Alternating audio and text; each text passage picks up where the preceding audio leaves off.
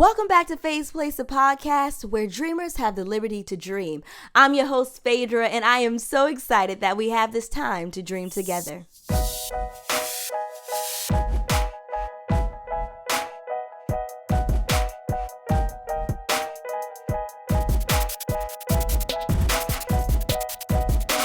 Pursuing your dreams is like being in a movie, and you have to have main character energy to make it a success. All those plot twists and setbacks only progress the story and is necessary for character development. But like in any good movie, there's a mentor that advises the protagonist on how to achieve the goal. Today, I am talking with the award-winning director and screenwriter, Professor Kelly K. Greer. How are you doing? Oh, I am awesome, Phaedra. Thank you so much for that introduction. You're so welcome. Thank you for stopping by PHAE'S PLACE. So take us back to 5-year-old Kelly. If someone was to ask you what you wanted to be when you grow up, what would you say? A rapper. Okay. MC Kelly Kell on the mic. Yeah, I wanted to be a rapper. I did. My family wasn't necessarily nuclear. In my household, it was my mom, my aunt, two of my cousins, and they were both older and they were male, and they had a studio in our house. And this was like, rap wasn't necessarily new back then. I mean, rap came out in the 80s, but this is the early 90s we're talking about. So it was still pretty, in its toddler stages at the most. And one of my cousins was a producer, and he would make beats for everyone in the neighborhood, and their friends would come to our house and record, and I would be in the studio with them. And I remember I recorded my first, I guess, hook when I was about 3, and one of my cousins still has the tape.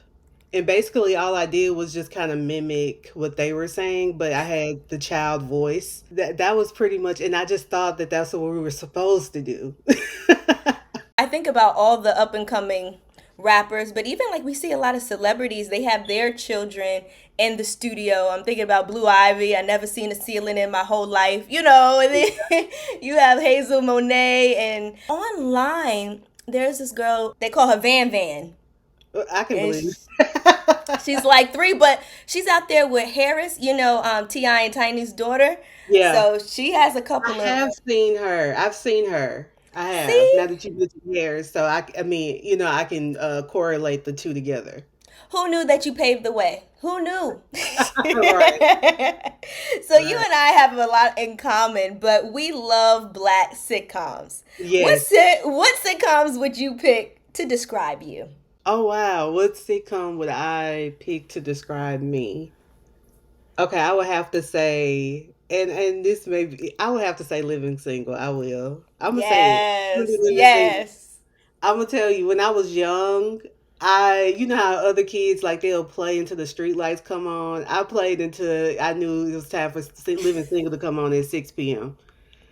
I was playing until Living Single came on. Because, see, we didn't have cable. We didn't have cable in my house. So I wasn't like other children where, they could watch Nickelodeon or Disney or Cartoon Network until it went off, right? Until it switched to maybe like Nick at Night or something. Like, no, my cartoons went off when Arthur went off. That was my show, yes.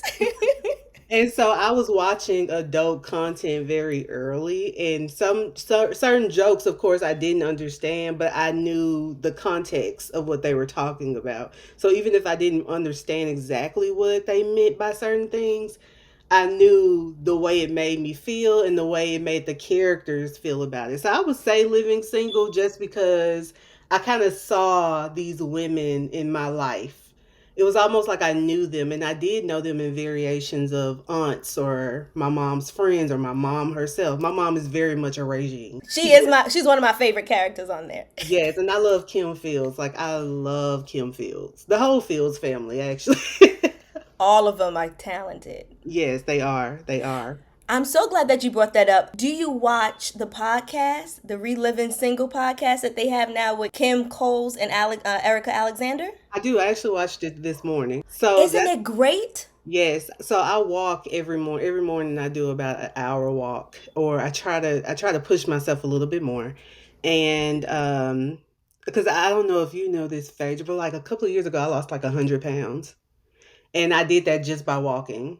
I'm not a Wow. gym person. I don't like being stationary. Like I don't like, those four walls. I like sightseeing, and I will hike. I will go rollerblading in the street. Like that's me. I like being outdoors, and I will work out outdoors. I'm not a gym person. But I say that to say I still maintain that I have to in the morning do my morning walk. That's the first thing I do when I get up, and I listen to it as I walk. So I know every what they used to come. I think they used to premiere it on Thursdays, but now it's kind of switched to Wednesdays. So like I know on Wednesday that's going to be the first thing that pops up on my YouTube feed, and I'm going to look at it. I mean, I'm going to listen to it as I walk. I love that show because so many times you see these old sitcoms do reboots, Mhm. and sometimes they lose its flavor, even though like you're happy about seeing your old TV show again, but it just loses something. But I think for the fans, it was wonderful to go through it step by step. And I, like you, we went to Lipscomb University, got our masters in film, and Yeah. my focus was screenwriting. And my undergrad is in theater. Okay. So I love listening to them talk about the details of like actually being an actor, and they're bringing on costume people and they're talking about the set. Yeah. It's so right. It just does something to you when you know about the industry and you hear people actually talking about the industry. Exactly. I'm gonna tell you a little, like, I love how they give you those little caveats. Because even today's episode that I watched today, they talked about like when you're recording, let's say a scene that requires music. Let's say you're having like a party scene. Well, you actually don't have the music playing at the party. You can give the actors like what the beat is, and they even said like we get the rhythm of it because you want to get that clean dialogue. And I remember when I was doing my thesis for my graduate degree at Lipscomb, my master's, when I was doing my thesis, we had like a live band, right? So they were really there for show, but this was an actual band. And they were like, when are we going to start playing? And I'm like, you're not. You're just going to mimic what you do in your actual song. And I played their song for them so they could get the cadence of like how they would play the drums or how they would play the guitar. But I was like, I'm going to bring in the music afterwards. I kind of had to show them that. It's funny because when we're directing things, we go by experience, education, and then just our own intuition. Originally I was going to say common sense, and it's a little bit of common sense too, but it's really your intuition, and we don't always know what's the right thing to do. And I think at that time I didn't know if that was the right thing to do, but I felt like it was because in school they never taught us how to properly do a scene like that, but something told me like this is how we should do it. And I'm so happy that years later, right, that they were able to confirm that I was right in doing it the way that I did it. So And I love that you brought that up because a personal story of mine, and I'm sure you have experienced this too, when you are in film and going to school, people don't look like you. Like yeah, I literally was probably the only one in my particular cohort in my class at that time. And because I know my culture and I'm proud of my culture, I would know black sitcoms. But when yeah, it came to the popular culture things, I wouldn't know. And it would be so funny because our classmates would be like, "Oh my God, did you see so and so and this so and so and so?" And you'd be like, I don't know who that. I don't know who that is." It goes back to code switching. I don't mhm, really believe in code switching like that because then I can't be my full self. I'm not bringing my full self. And then I'm learning about your culture and what you like to see on TV, but you're not learning about what's popular to my people and my culture because we are an audience and we do bring dollar bills and we do help shows get ratings. I remember we had an African American class, and I mean, I just thrived in that class because I knew it. And I was like, Phaedra, you do know a lot about television, it's, it's like a And Hispanic taking Spanish. Yeah.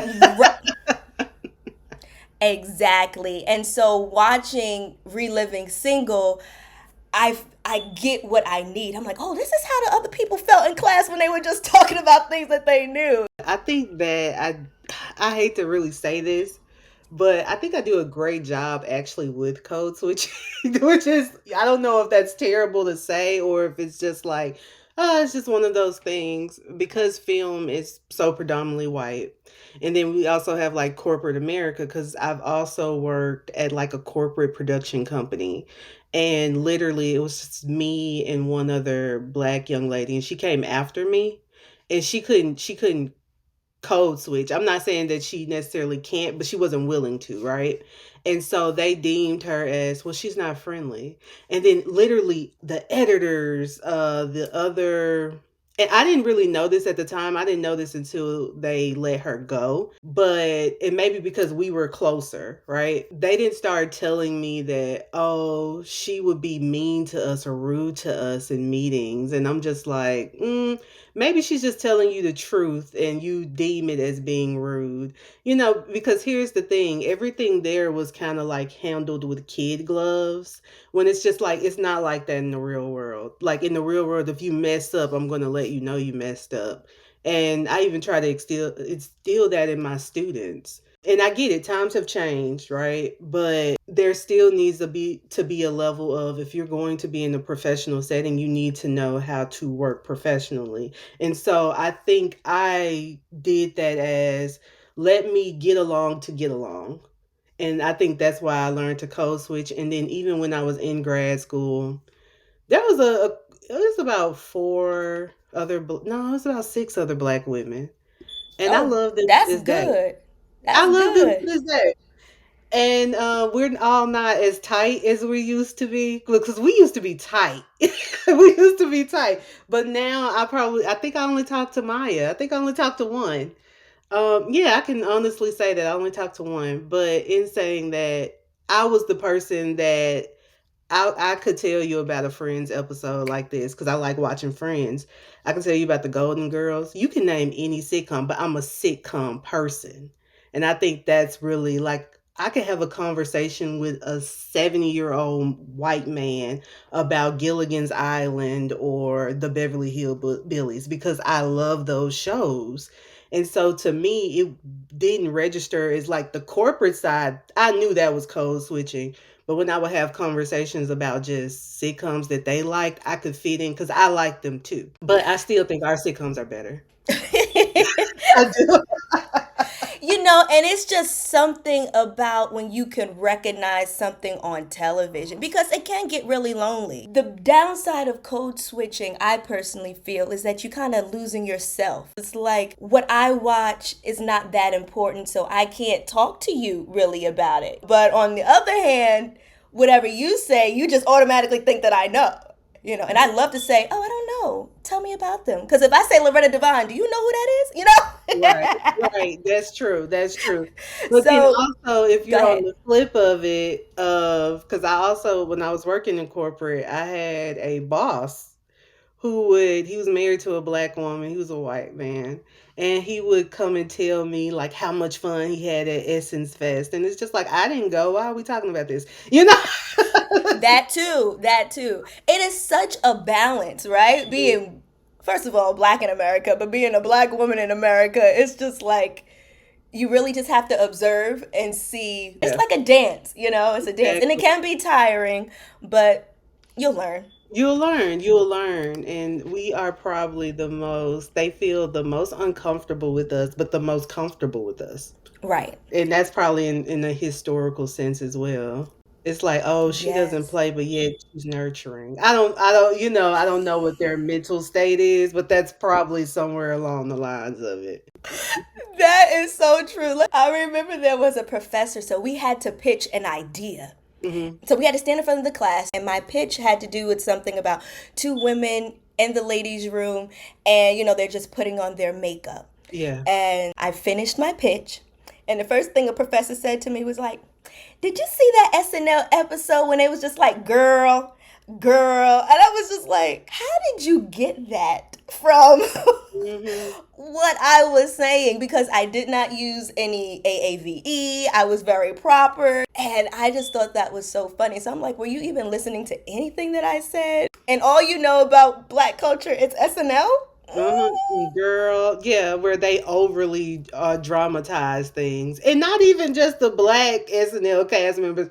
That's literally what satire is, to overly become comedic or drama, right? Right. So it's like that's what you really think that we act like. I Right. would have And probably shamed her. You are so nice, much more nice. because talking about that code switching moment, when stuff like that happens, we know it's microaggressions, but you have to, first of all, it comes to you so fast. Yeah, it And so does. you don't really have time to rehearse what you're going to say. I would have been like, no, girl. Like, what are we talking about here? You know? Girl, no. Yeah. Yeah. I mean, I don't know. I probably would have made her feel very ashamed of that. So you got to Yeah. play. I get it though. It's like a game. It is a game. It's a game. It, it is a game. But Mhm. we're winners. We Yeah. are overcomers. We're more than overcomers. Oh, yeah. Yeah. Sometimes they don't mean anything by it. That's And true. and you have to have that discernment where you're like, okay, you don't mean anything by it, so I'm not attacking you, but as your friend, as your classmate, I need to let you know, honey, don't do that Don't ever do it. again. They're not going to be as nice as we are, Mhm. That's true. That's They'll true. get on Twitter, they'll give you reviews. So, And I'm gonna tell you, like I tell my students, y'all will not cancel me. You will not period. cancel me. This leads into my next question about representation. We talked about how difficult the film industry is within itself, but adding the layer of being black and then another layer of being a woman, sometimes it seems like it's impossible. Mhm. And I know that in your work, you work a lot with your friends and you also gave me opportunities. So I thank you so much for that. It's always a joy and a pleasure working with you. I heard Issa Rae say networking is really about networking across and not Mhm. networking up. Can you speak to that and Absolutely. share why you followed that same path? I think it was just natural instinct. When I was in undergrad, I remember thinking to myself, okay, because I started in theater as well. And I got into film because film is such a perfectionist medium because we get to cut, we get to do another take, right? But in theater, it's live. Like once you're on stage and something happens, it just happens. You can rehearse, of course, but if something happens, if you trip or if you stumble over a word, it happened and you have to move on, right? Same thing in live television. You just have to move on. But in editing and film, I was like, okay, I'm able to perfect things a little bit better and I'm able to carefully map out how I want something to go. And so I think that's how I always kind of had like a director's mindset. And so in knowing the director, I was like, I need the best people to make the best film possible or content possible. And so I actively sought out people that I knew were good or had something in them that may have not been tapped in. So literally, if I felt like you were a good networker, I instantly went to you and I talked to you like you were a producer. And then it became, I want you to produce my film. If you're editing, and I knew editing was super tedious and I can do it because I had to do my own projects, but if I can get somebody else to edit it, I will. Literally, if you like editing, I'm going to come to you, I'm going to see your work, and I'm going to see all the cool things that you can do or things that you may can't do but we can figure out, and I'm going to grab you. So it was like building this team. As far as like networking up, I've met a lot of people. I remember when we went to the National Black Film Festival and ABFF, we were talking to Terry Vaughn, and I mean her and her business partner. We talked to them for quite a long time, and even was sitting next to them during dinner. So it's like, yeah, you can definitely talk to these people If they want to work with you, they will look for you, right? Also went to ABFF. I met this guy named Storm, and I thought his film was so phenomenal that I went up to him and I was like, I loved your film. And I told him everything I loved about his film, and he invited me to his after party. I know that's right. Yes, he invited me to his after party, and then I asked could my friends come, and so that happened. It was like a reggae after party. I actually ended up getting a little sick, so I Oh, couldn't go. But they all went. My friends went, and they had a great time. And it's like you go to these white parties, and Issa Rae may be there, or Vivica A. Fox, and all these people. And yes, you can talk to us. The most that they can say is yay or nay. No one can whoop you. that's Right? right. You can't get a Hmm. spanking for going up and talking to them. They can walk away if they want to. Right. I mean, and some people are rude. I'm not saying that the people that I just named are rude, but there are some rude people, or people who will say that they'll read something, or, by the way, never give a script unsolicited for the listeners. But, they may say that, yeah, give me your card or something like that, and then they do away with it, or they give it to you get what I'm saying? It goes into the abyss. But that shouldn't stop you from still making your movies. Because just like them, like Issa Rae, when she started, it was just her and her friends, right?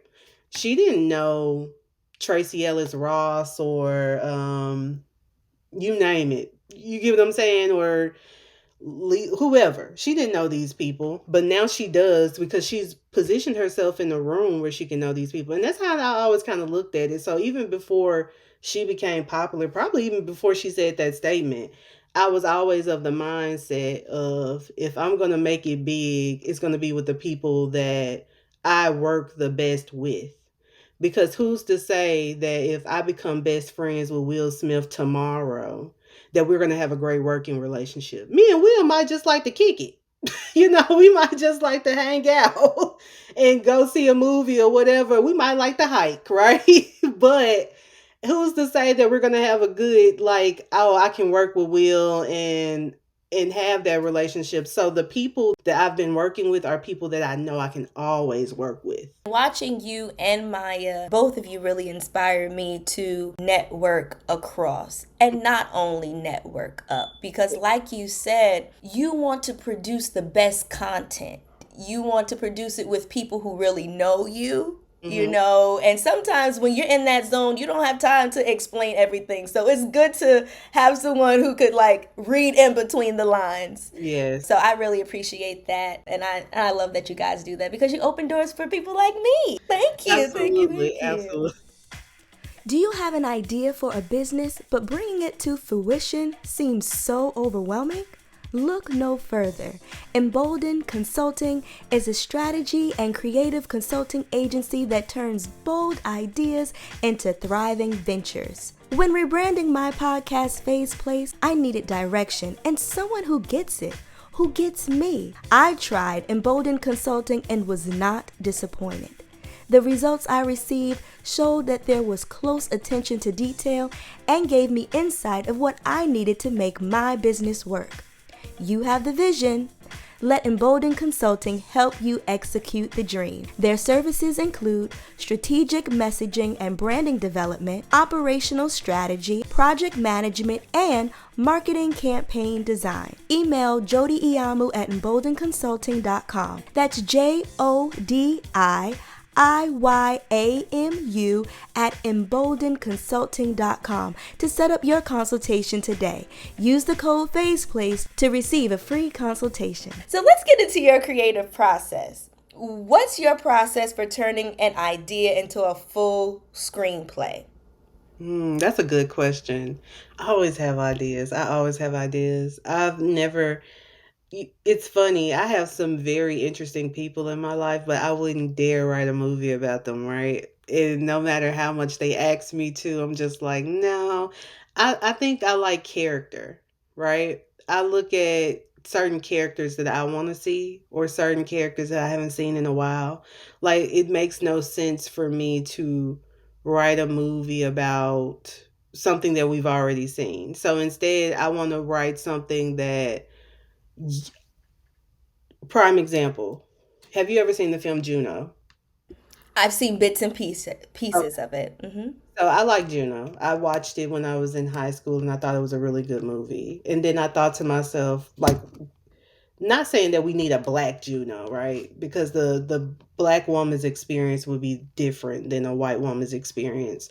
But also, like, why haven't we had a film like Juno where we talk about like teenage like pregnancy? Because that's common, right? My godson is 18 now. So clearly my best friend had him very young. I think we were like 15 at the time when she was pregnant with him. And but I say that to say that no one really talks about that story. And that's not necessarily like the stories that we want to necessarily tell, because we do want to tell like uplifting stories, but some of those stories kind of can be a sense of like this happened, but look at what you're doing now and look how successful you are now. Or if like we don't always have to tell like hood stories. We've already told those stories, right? But let's tell stories where we see women who are struggling with real life issues. And I think that's really what drives my ideas, because I'm thinking about like everyday life people, like the characters that we encounter, but we don't really go into their story. And now we can make a story out of them because character is really what drives a movie forward. So I think that's how I come up with a script. Talk about writer's block. How do you get out of writer's block? Oh, that's a really good question. I probably had writer's block for like 2 or 3 years. I was stuck. I was really stuck. I was watching nonsense. It was the wildest thing because I couldn't physically, I would generate ideas, but I couldn't put them on paper. Um, how I got out of it was that I saw the world kind of passing me by, and ideas that I had for certain things, I would see things that were similar. Like an example would be Sinners. When I was in grad school, I wrote a film called The Last Train to Harlem, and it was about this saxophone player. So kind of different than Sinners, right? Because he played the guitar, but I had a saxophone player who came from Memphis in the 1930s and moved to Harlem. So it was slightly different, but it still had those tones of blues, or I guess in Last Train to Harlem, it was more jazz than blues. Instead of the twins, it was a cousin, because it was Jeremiah and his cousin Benny, and Benny had to escape Memphis while Jeremiah wanted to leave. So they had those two things, and they both had character arcs. I never did anything with this script. I never sent it off to the Austin film festivals. I never filmed it because it was a period piece and it was going to be expensive. So it's like just sitting there. And if I were to make it now, people would compare it to what? Sinners. You get what I'm saying? And so you see things like that, and that wasn't the first movie that I was like, oh, that reminds me of my movie. I'm watching this and I'm like, this is my movie. And now that you realize like the things that I'm coming up with in the scripts that I have are comparable or can live in that same, and it lets you know that I have to get back to this. I can't let life pass me by. So I think that's why I got out of writer's block. And it started with a short film. I was like, okay, I can write a little short to get me going. And then it became, okay, I'm gonna write a feature. So I'm writing the feature now, and hope prayers that it'll be filmed in the next 2 years. But that's my goal. I came across something that said writer's block is just procrastination with PR. But I love what you said also, because I think part of writer's block is we are perfectionists and we start to say nobody's going to look at it, or this isn't, we're not good enough, and that just holds us back. It does. There's a show coming out now, a movie coming out now, and it is so similar to one of my features that I wrote. See? And the thing is, I was had the producers read my stuff. But the saving grace is, don't worry, y'all, I'm not going to sue you. The saving grace is that it takes a long time for a movie to come out. That's true. And so when I let the producers read it, it was just last year. If a movie's coming out this year, it's more likely that this idea started years ago. a couple of more years ago. But like you said, when I see it coming out, I'm just like, oh, Phaedra, you had a good idea now, didn't you? That's true. I mean, you knew that you were on par. I was talking to a new Vidal. She is a director. She's directed a couple of, and I hope I didn't butcher her last name. So I'm sorry, I knew if you listen. But basically, she's directed, and just like that, She Hulk. She's done some big TV jobs, right? But she just did her first feature, and she wrote it 14 years ago. So you see, and she was like, she had to get all this funding for it. A lot of grants came into play. And the film was so, like, I don't want to say simple. It gave her enough production value to where she could kind of film some stuff on her own. So she was still like funding it as she was filming it. And you watch it and you're like, okay, this is a good simple story with, this is just a woman and certain things happen to her because of one mistake she made. Okay, great. I was talking to Anu and I was like, I want to write my feature, and I'm so stuck in like the structure of it. And that's the perfectionist mindset, right? This has to be a structure, such an industry structure that we follow. And Anu was like, she thought the same thing until one day she was like, I'm just going to do it. She was like, I can clean it up later if I have to, but I'm just going to do it. And I was like, then that's what I'm going to do. I'm just do it. Right? We Just do it, Nike, you know? just do it, and I tell my students the same thing. Yes. And that is the lesson that I am trying to get out to my listeners, that I need to listen to, that you also need to be reminded. It's just a great reminder. Just do it. Because like you said, you can always come back and clean it up. Yep. The worst thing someone can say is no. If they're nice, they will give you some feedback. And so that's also helpful, you know, because then you're like, you're starting again, but you're not starting from scratch. That's right. And that's always hopeful. And if they give you feedback, that means that they liked it or they like you. Ooh, I love that perspective. Mm-hmm. That's great. Hi friends, it's Phaedra, and you are listening to PHAE'S Place. Join us each week as we talk to industry insiders about their journey and what it takes to turn dreams into a reality. Whether you aspire to be in the entertainment field or just inspired by the hustle, count this as your backstage pass. Join us every Monday for a brand new episode. And also follow us on TikTok, Instagram, and Facebook at PHAE'S Place. Now, you have done quite a few projects. Yeah. What is a project that taught you the most lessons? Oh, that's a really good question. A project that has taught me the most lessons. I would say A Beautiful Stranger. It was a short film that I did. It's about 17 minutes. It won some awards. It taught me quite a few lessons. The production value was high. And we were very, very resourceful. We filmed at the weekend. We filmed at a mansion owned by a friend of a friend. We filmed at this, we made it look like a bridge, but it was really like this makeshift water over there in Metro Center. It's like this makeshift water behind like the Chick-fil-A and stuff like that, in this little office building thing, but we made it look like a bridge. We filmed in a boxing ring at a gym. Like, the production value was high. It was high.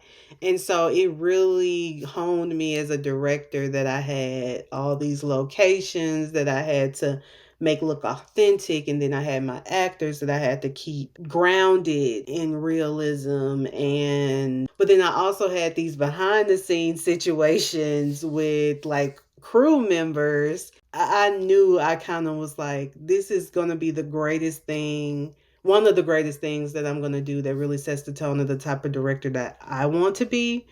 And the fact that I had like noise in the background, I was just like, I'm still persevering. And I have no doubt, people could say what they want, I still think that my project was the best I had ever seen that year. I love it. Compared to its competitors. And listening audience, you can check it out. It's on her website at kellykgreer.com. Yes. All right. Yes, I saw it. I just love that you have all your videos there so people can check them Yeah. out. Check them out. You are a professor, so you're working with brilliant minds. What pitfalls do you see aspiring directors, filmmakers, and or screenwriters make? And what advice would you give them? They rush. They rush a lot. They rush a lot, and they sometimes. I have this issue with my students a lot. They think that they can do it on their own. It's not a one man band. It takes a team. It takes collaboration. I had one student tell me, "Nobody comes up to me. Nobody wants to work with me." I said, "Well, have you gone up to anyone?" Right. And she was like, "No. That Why?" part. You can't expect people to come up to you, but you haven't gone up to anyone. And, and I was like repeating it back to her so she could see how silly it sounded, and she finally got it. But it's not like, oh, I call the shots, and no, it's a collaboration. Even if you are the director and people trust you to direct the project, understand that yes, this may be your baby, but just like an actual baby that comes into the world, it has aunts, it has uncles. A There, village. It takes a yes, it village. takes a village. That's your art department. That's your cinematography department. Like everybody wants the good of the project, so it's not about you. It's about the baby. you know? So, That's so good. And that's one thing that I really loved when I was working in theater and then moved into film. Everybody has a lane mhm. and they all come together. Yes, Yeah. absolutely, absolutely. I think that's great advice. So, what are you currently dreaming up? Oh, well, I am working on my feature, as I mentioned. I'm only in the first act, which is great for me because, like I said, I came from a long stint of writer's block and just kind of focusing on other things. So I've released certain things out of my life so I can now just focus on the things that I want to do. And this feature is one of the things that I want to do. Hopefully, next year I'll be on the road to having I'm a full time professor, but I still have a heavy workload. So hopefully next year, a creative work will take away one of my Mm, classes so I can then focus on either doing research or doing a creative work. And I'll probably do a creative work. And eventually I'll write a book. It's going to be a screenwriting book, though. yes, we Yes. need it. We need it. Absolutely. I can honestly say the worst thing I think I have to do day to day is to re-change my students' mind from English. Because English, they write so prosy and Right. poetically that it's now I'm like, no, we just do. We just do. Yes. No one tries to open the door. She walks to the door, she grabs the knob, jiggles it, it's locked. That's it. That's what I had to work on when I was in grad school. But they used to say it was like, okay, you said that she's angry, but how is she angry? And I'm Mhm. like, what do you mean? How do I think she's angry? But the more I became acquainted with the film industry, now I find myself telling other people, you have to explain. How do you know that that person is angry? What is she Exactly. doing? Because everybody shows anger a different way. And I think from my mindset coming in was I was scared to tell people like what to do, and I felt like somebody knows how they can be angry, so let them just figure out how they want to be angry. Mhm. But when it comes to a script, you have to show and not tell. Exactly, exactly. The actors actually need actable things to do, actions to do. So she's angry. Well, what type of, like there's types of angry. Like we don't think about it. Is she angry where she balls her fist? Hmm. Or is she angry where when she walks in the room, she kicks the trash can? Right? Or she passive aggressive. Oh yeah, or passive aggressive, right? Hmm. So like what type of angry is this person? And it all makes sense. I tell them to also use different vocabulary words. So instead of like Kelly looks at Phaedra, Kelly gawks at Phaedra. And that makes a big difference because gawking at someone, it means that you're angry at them, right? So Right, I'm like, right. sometimes it's just the words that we use that can make all the difference in the world. I think people underestimate screenwriting. And it's Yes. really one of those things where this is an art. It's an art in itself. It's an art just like cinematography is, just like editing is. And when you can find good people who can write it, edit it, shoot it, produce it, direct it, that's your core five right there. That's It's a good team. amazing. So, Kelly, please tell the people how they can get in contact with you. I know that you do some script consultations. Is that I correct? do. I do. Of course, you can click on my website, connect with me there. I'm also available on Instagram, Facebook, just Kelly Greer. I'll come up. And I will say this, I'm taking a social media hiatus. Oh, okay. So, So, but you are still welcome to ping me, and I'll look at that, but I'm not trying to look at a lot of things on social okay. media. So, but website would be good. Website would be absolutely great. Yep. Awesome. Well, Kelly, thank you so much again for stopping by PHAE'S Place. This has been a joy, and I know that you will achieve all of your dreams. Oh, thank you so much, Faye. Thank you for having me. You're This has been welcome. fun. Yes, come back anytime to PHAE'S Place. I love you all for listening. This podcast episode was recorded with Riverside.